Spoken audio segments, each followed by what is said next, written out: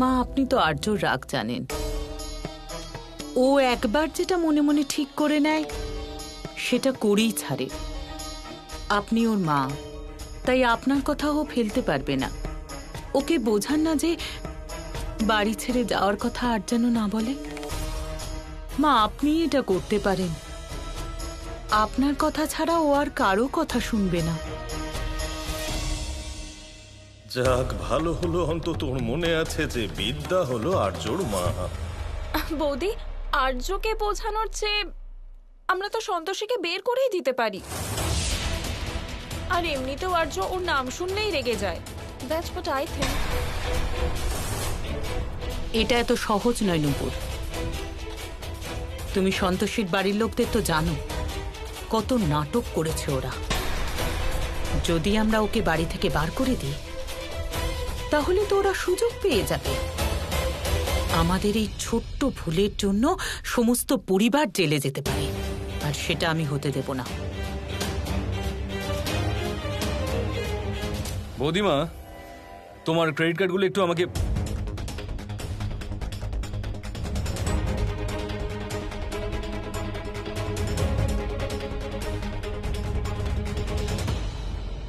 ওকে কেউ এখনো বার করে দেয়নি?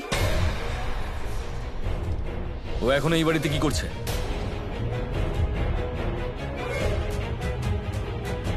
কে আমি? এই বাড়িতে তোমার কোনো জায়গা নেই, আর কারোর কিচ্ছু যায় আসে না তুমি এখানে থাকো বা না থাকো। সেজন্যই আউট, আউট। নয়তো আর্য, এটা কি করছিস?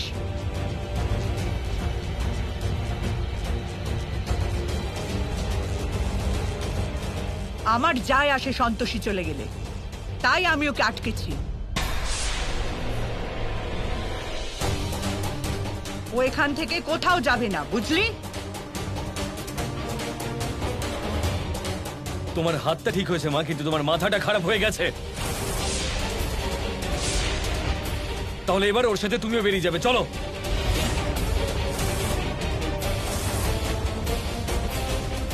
তুমিও বেরো।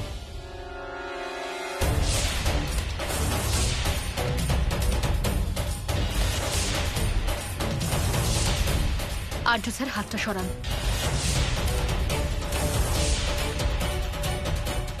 আমি বললাম হাতটা সরান।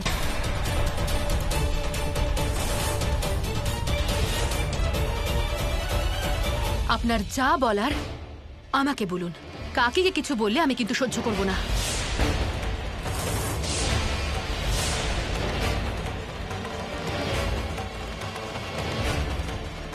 সরে যান আপনি।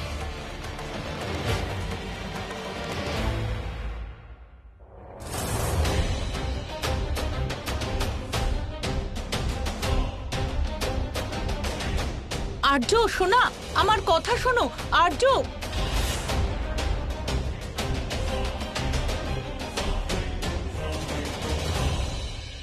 এবার সন্তোষীকে এই বাড়ি থেকে বের করে দেওয়া ছাড়া আমাদের কাছে কোনো উপায় নেই মধু। তুমি ঠিকই বলেছ প্রতাপ। সন্তোষী কোথাও যাবে না, এই বাড়িতেই থাকবে।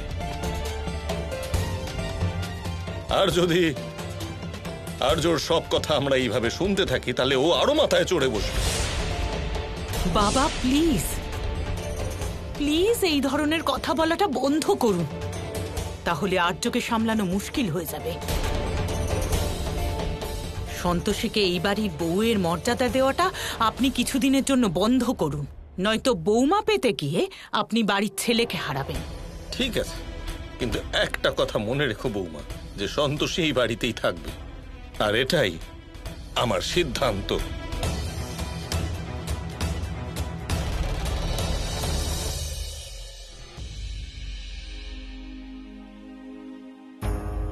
পুষ্পাদি, আসলে কেউ একটা পিৎজা আনিয়েছে। পিৎজা তো আমি নিয়ে এসেছি, কিন্তু আমার কাছে টাকা নেই। আপনি একটু টাকাটা দিয়ে দেবেন? এই পিৎজাটা আর্য স্যার অর্ডার করেছিলেন। উনি তোমাকে বারণ করেছেন না যে তুমি ওনার কোনো খাবারে একদম হাত দেবে না? কিন্তু তোমার তো সব বিষয় নাক গলানোর স্বভাব। এবার দাও দাও এটা। পুষ্পা, বাদ দাও।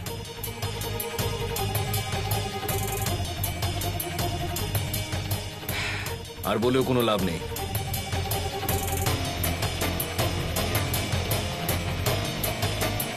যাও, ওর বিল মিটিয়ে দাও। আর্য স্যার, আমি জানতাম না যে চুপ!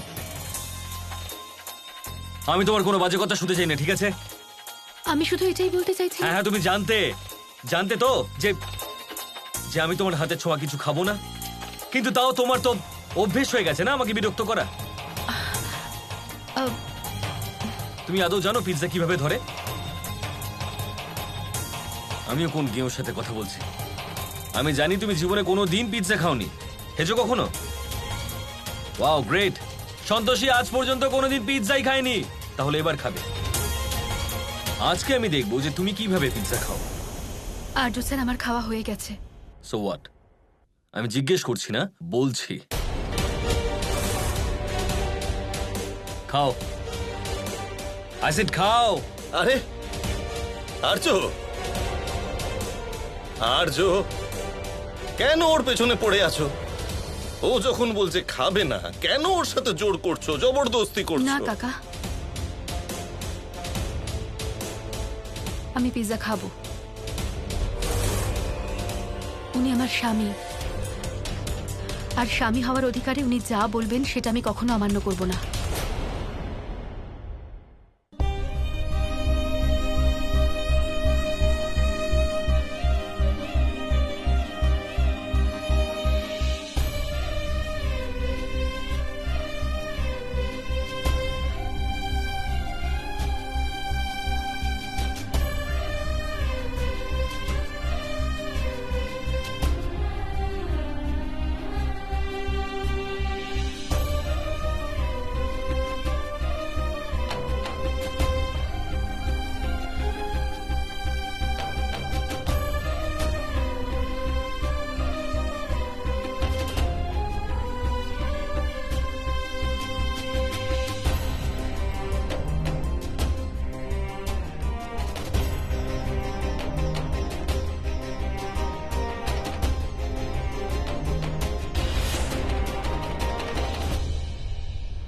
দেবগণ, অনেক বিচারের পরে এবং দেবলোকের সংবিধানের বিভিন্ন খণ্ডের অধ্যয়নের পরে আমি এই সিদ্ধান্তে উপনীত হয়েছি যে সমস্ত সাক্ষীদের সাক্ষ্য নেওয়া হবে।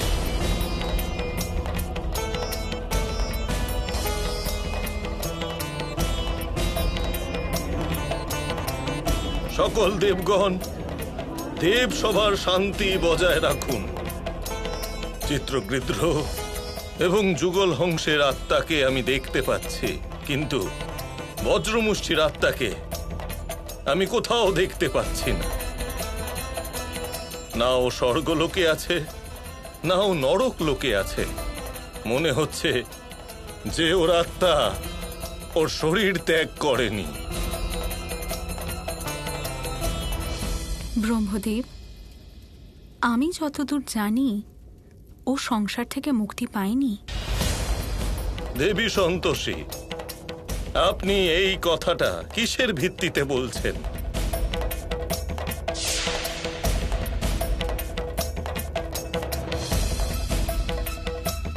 দেবী সন্তোষী, এইটা কি? ব্রহ্মদেব, এই জলে সন্তোষী স্নান করেছিল। এতে মিশে থাকা ছাইয়ের কণা হলো বজ্রমুষ্টির।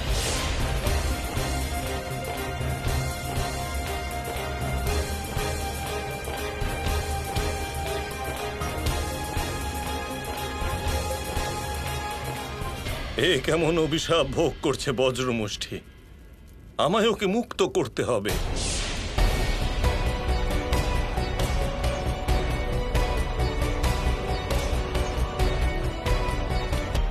এবার ব্রহ্মদেব বজ্রমুষ্টির থেকে সব সত্যি জেনে যাবেন।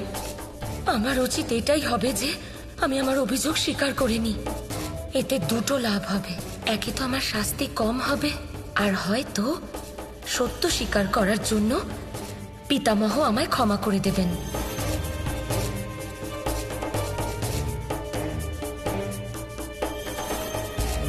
যাই হোক না কেন, ব্রহ্মদেব আমার আত্মীয়, তাই উনি আমার সঙ্গে অবশ্যই থাকবেন। ব্রহ্মদেব, কি হলো দেবী পৌলমী? আমি হলাম আপনার পৌত্রী ব্রহ্মদেব, তাই আমি অসত্য কথা বলবো না। আমি নিজের অপরাধ স্বীকার করে নিচ্ছি।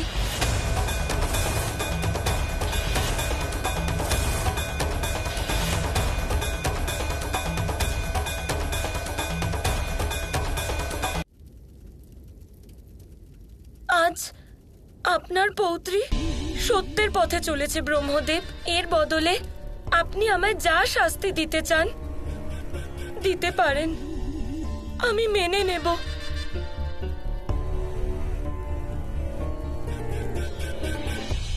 কোনো প্রাণী বা দেবতা যদি নিজের অপরাধ স্বীকার করে নেন তবে তা খুবই প্রশংসনীয় ব্যাপার। দেবী পৌলমী নিজের অপরাধ স্বীকার করে দেবলোকের মর্যাদা বাড়িয়েছেন। মনে হচ্ছে আমার তীর ঠিক লক্ষ্যে পৌঁছেছে। কিন্তু এটাও সত্যি, দেবী সন্তোষী যে অভিযোগ দেবী পৌলমীর নামে করেছেন তা প্রমাণিত হলো। তাই শাস্তি স্বরূপ দেবী পৌলমীকে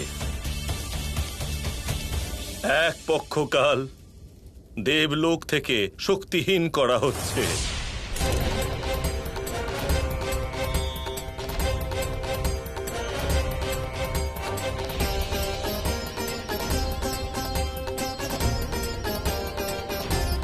দেবী পৌলমী, আপনাকে পৃথিবী লোকে মানুষের মতো জীবন যাপন করতে হবে, যাতে আপনি এটা বুঝতে পারেন যে ঈর্ষার দেশের যে বোধ আপনি মানব জাতিতে উৎপন্ন করেন তার কিরকম দুষ্প্রভাব মানব জাতির ওপর পড়ে। আর তার সাথে এটাও অনুভব করবেন যে দেবী সন্তোষী মানব জাতিতে যে সন্তোষ ভাব উৎপন্ন করেন তার ফলে মানুষের জীবন কতটা প্রকাশিত হয়। পৃথিবী লোকে আপনি প্রেম, শ্রদ্ধা, পরোপকার, সৌন্দর্য, সন্তোষ ভাব আর সেবা ভাবের অনুভব করবেন। সম্ভবত তখনই আপনার দুষ্কর্মের অনুভব করবেন। আর দেবী পৌলমী, সেটাই হলো আপনার প্রায়শ্চিত্ত।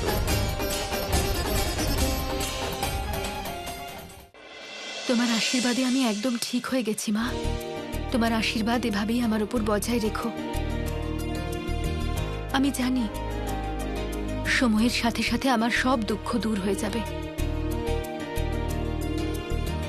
আমাকে সাহস আর শক্তি দেওয়ার জন্য ধন্যবাদ মা।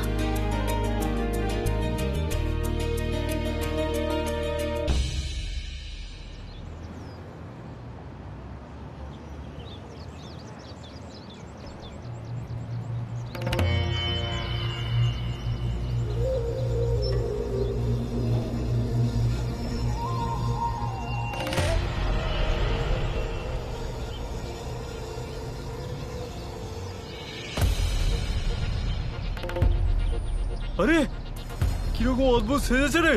হ্যাঁ রে, আর কেমন টুকটুক করে হাঁটছে দেখ। আরে দেখে মনে হচ্ছে যেন কোনো যাত্রা দল থেকে পালিয়ে এসেছে। হ্যাঁ রে। দেখ দেখ ওর সাজটা দেখ।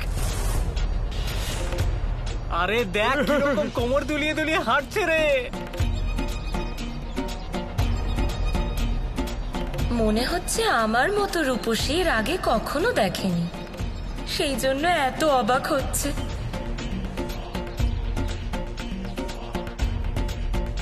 আরে ও ম্যাডাম, কানে শুনতে পাচ্ছেন না নাকি? মাঝ রাস্তায় তখন থেকে হেঁটে যাচ্ছেন। মনে হচ্ছে আপনারা সবাই বিবেকহীন হয়ে গেছেন, সেই জন্য এরকম বিচিত্র আচরণ করছেন। আরে বুঝতেই পারছি না কি বলছেন। ও ম্যাডাম, বাজে কথাটা এখন আর সরুন এখান থেকে।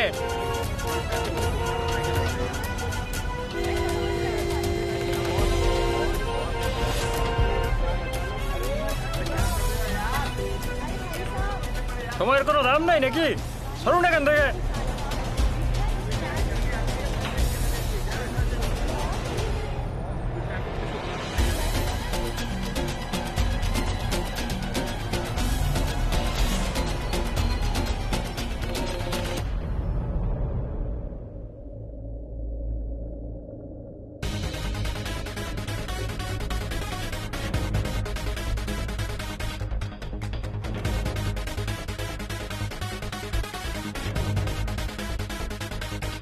এটা কি হচ্ছে?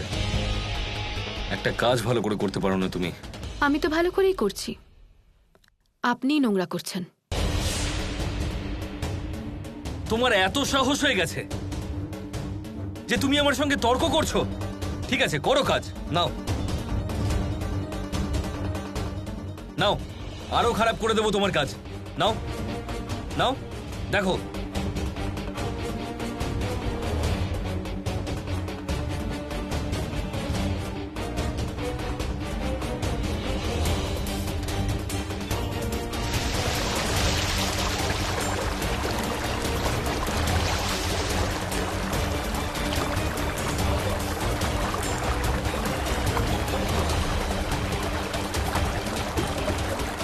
আর্য,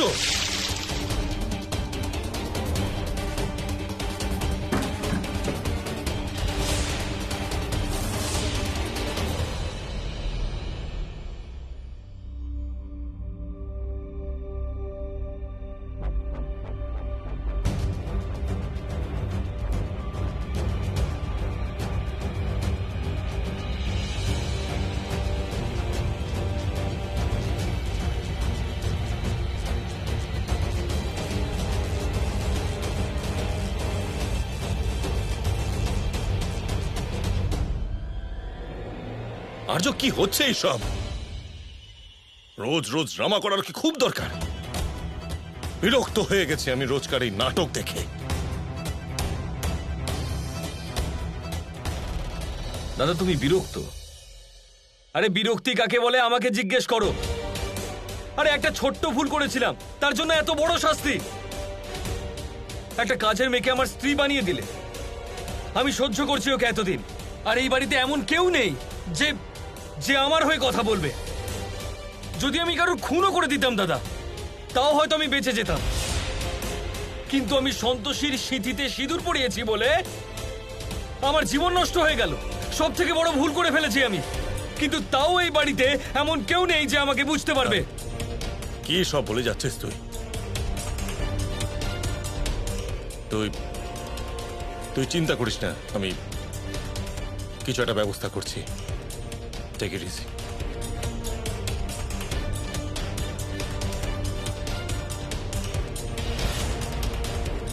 তোমাকে অনেক অনেক ধন্যবাদ যে তুমি এখানে এসেছো। আরে না না আঙ্কেল, আপনি বলুন আপনি কি বলতে চান। তুমি কি জানো যে যবে থেকে